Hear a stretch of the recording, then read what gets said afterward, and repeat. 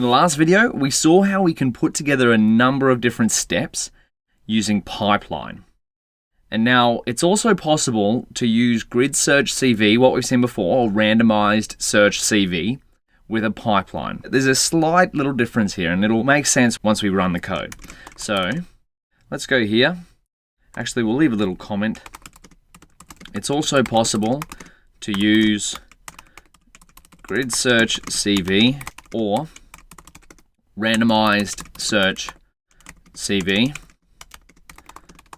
with our pipeline. And now remember, the purpose of using grid search CV or randomized search CV is to try and find another set of hyperparameters. We've seen searching for hyperparameters with a classification model, but the process again is very similar with a regression model. Once you kind of learn it for one scikit-learn model, due to the fact of how well the library is designed, you can use those principles for other types of models. And now, let's see how we could use it, grid search CV, to find better hyperparameters, better settings on our random forest regressor, and hopefully improve this score. So let's type it in here, use grid search CV with our regression pipeline. So the first things first is we create a grid. So pipe grid. So this is going to be the grid of hyperparameters our grid search CV is going to search over. Now the main difference here comes in how you set up the keys of your hyperparameter dictionary. Let's see one for example, then we can talk about it. So preprocessor underscore double underscore, sorry, num double underscore, imputer double underscore, strategy. Whoa, you might be like, Daniel, that's a lot of underscores, double underscores, and what is even happening here? Well, let's finish this out and then we can have a look. So if we're having a look at this, what is this key referring to? So if we go back up here, if we look at our pipeline, the name of this step in the pipeline is preprocessor. Okay, so you're saying you can line up those, and then we've got a double underscore here. So it goes to num. So come up and have a look into our preprocessor. Then it's going to step into our num. Okay, that's starting to make sense. So num, and then imputer underscore strategy. So if we have to refer to num, so our imputer here is our numeric transformer, which is also a pipeline, which goes to imputer. Okay, yeah, that's where imputer comes from. And then double underscore strategy. Strategy.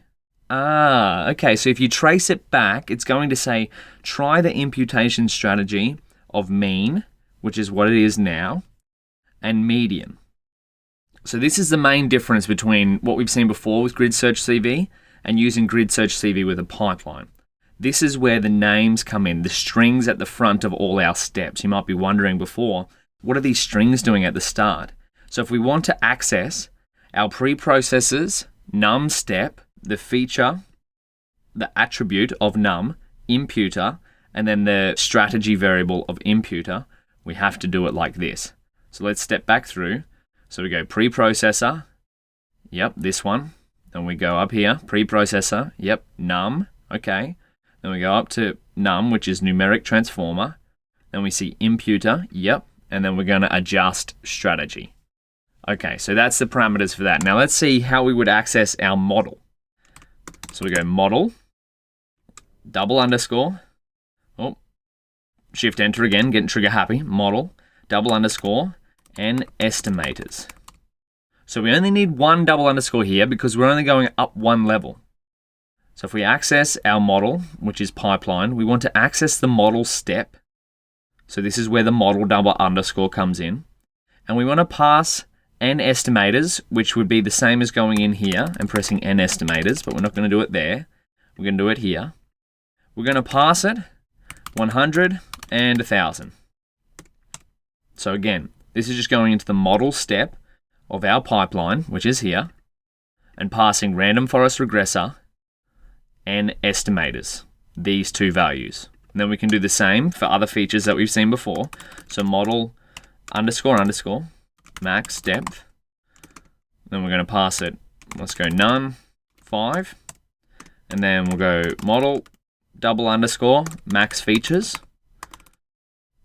And then we're going to pass it auto. Actually, yeah, we'll just keep it as 1 there, just to save some time on our grid search. And we'll go model double underscore min samples split. I'm going to pass that 2 and 4. Okay, wonderful. So now we've got our parameter grid set up. How would we run grid search CV? So this is where we've already imported it up here. We've imported grid search CV from model selection. But from completeness, or for completeness, what we might do is do it again. So from Scikit-learn.model selection import. You don't need to do this if you've already imported it, but we're just doing it so you can see where it's from. So from Scikit-learn.model selection import grid search CV, we're going to create GS model, grid search CV. We're going to pass it our model, which is again here in the form of a pipeline. We're going to pass it pipe grid, which is this dictionary here of different parameters it's going to search over. And then we're going to pass it CV equals 5 for 5-fold cross-validation. And we'll pass it a verbose level of 2, so it prints out a little bit of progress for us so we can see what's happening. We go gsModel.fit, and it's going to go xtrain, ytrain. Beautiful.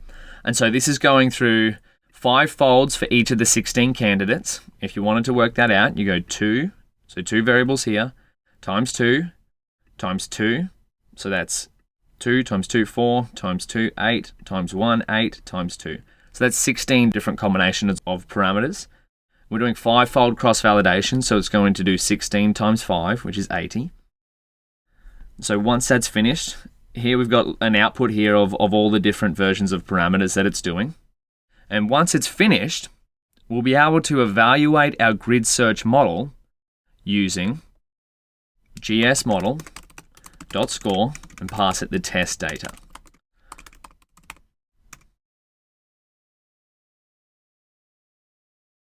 So this is the score we got before without grid search, so just the baseline hyperparameters of random forest regressor.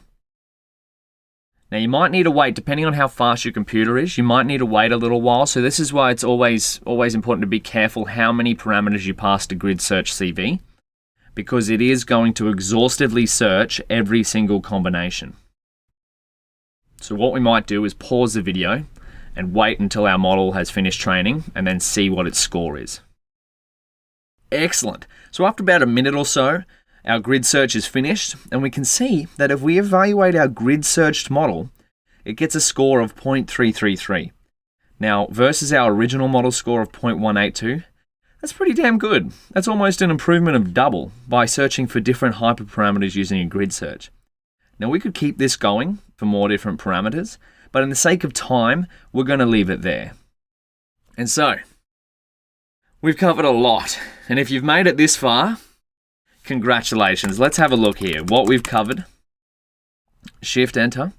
Oh, what we're covering. It should be what we've covered now. So we've gone from an end-to-end Scikit-learn workflow. We've seen how to get data ready. We've seen how to choose the right estimator/algorithm for our problems. We've seen how to fit models/algorithms and use them to make predictions on our data. We've seen how to evaluate models. We've seen how to improve models. We've seen how to save and load trained models. And now we've just put it all together using a pipeline. We fit everything that we did before that took multiple cells before into one cell. One cell of a Jupyter notebook, we've got our entire pipeline using Scikit-learn's pipeline function. Now, if you've made it this far, it's worth patting yourself on the back. So congratulations, we've covered a lot of ground in the Scikit-learn library. But as you might have guessed, there's a lot more that's still there.